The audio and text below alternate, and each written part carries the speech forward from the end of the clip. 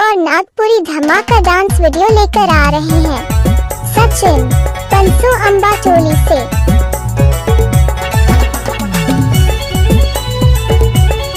ऐसे ही और नए नए नागपुरी डांस वीडियो देखने के लिए हमारे चैनल को सब्सक्राइब करें।